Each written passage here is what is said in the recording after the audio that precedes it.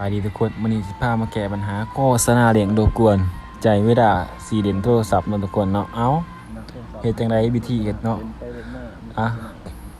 บางคนก็ไปเพิร์โหลดหรือว่าแอปที่มันมีโฆษณามันน่ะมาเลี้ยงบางคนก็ไปเข้าเว็บเนาะทุกคนเนาะมาเบิ่งเลยทุกคน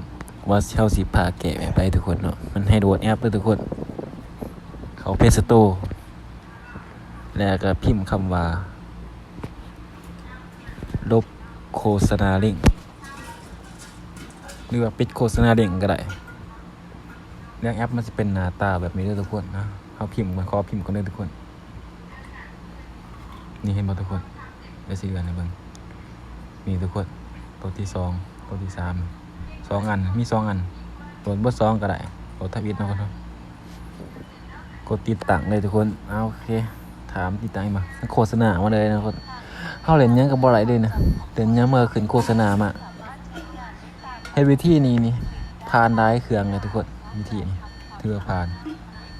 ถ้ามาคลิปนี้นี่ก็กดติดตามไว้เด้อทุกคนกดไลค์กดแชร์กดติดตาม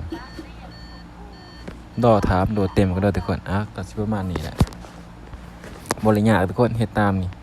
ผ่านแน่นอนแต่ขั้นตอนเฮ็ดเฮาบ่ได้เฮ็ดให้เบิ่งทุกคนเนาะตัวนั้นไปปิดโฆษณาในเครื่องตั้งค่าหันบ่ผ่านทุกคนตัวนี้ถือว่าผ่านนี่ทุกคนถามติดตั้งแล้วทุกคนนี่บ่กำลังติดตั้งแล้วทุกคนสิพามากวาดเบิ่งว่าแอปอะไรที่มันเป็นปัญหาให้เฮากวนใจเฮาเนาะโฆษณาติดมา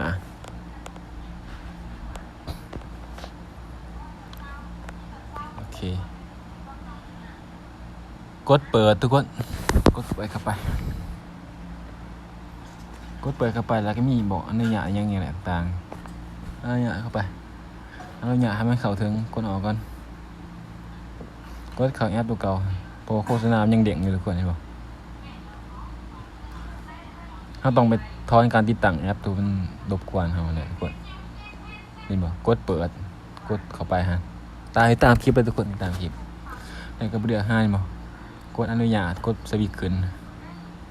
แล้วก็ไปเข้าแอปคือเก่าทุกคนแล้วก็เข้าเบิ่งอนุญาตแล้วก็สแกนหาแอปที่มันโฆษณากวนตีนทุกคนเข้าไปเห็นบ่โฆษณายังเคยมาเข้าอีกเทื่อนึงเห็นบ่มันสิเห็นได้แอปที่ใส่ล่าสุดเพราะแอปโฆษณาล่าสุดนี่บ่นี่เข้าไปลบหรือว่าถอนติดตั้งเลยทุกคนเห็นเจอตัวปัญหาใหญ่ที่นำโฆษณามาว่าเข้าไปถอนการติดตั้งยานเดียวเลยทุกคนโอเคถอนการติดตั้งแล้วนี่ทุกคนถือว่าไล่ได้ทุกคนนี่ผมมีโฆษณาอย่างใดบัดนี้เห็นบ่ก็สิประมาณนี้ทุกคนถือว่าผ่านนะทุกคนเนาะ